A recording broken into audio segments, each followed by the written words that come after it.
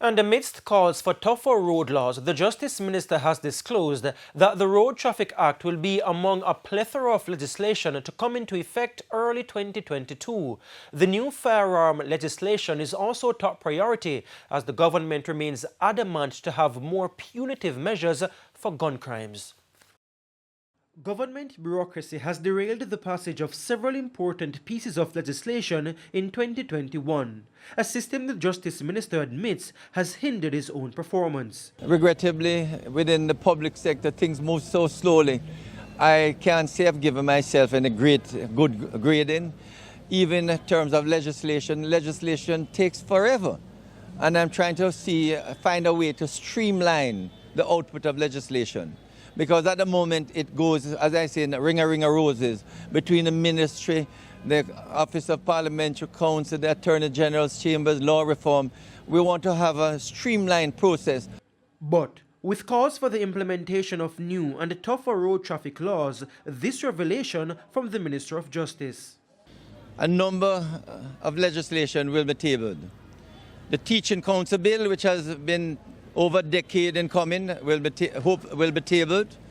The road traffic regulations, the Transport Authority Act will be tabled. The Firearms Act, we are trying to finalize it. Those laws are expected to come into effect early 2022. The new Firearms Act has drawn much discussion in recent weeks. The Prime Minister himself is actually working on the Firearms Act, because we want to tidy up and make sure that it is effective, that the penalties that are in the Firearms Act, that they're reflective of the seriousness of gun crimes in the country.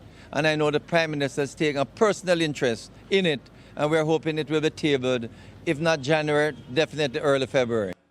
Mr. Chuck says discussions are taking place to ensure sentences under the new gun law regime are severe, but also allow room for plea bargaining.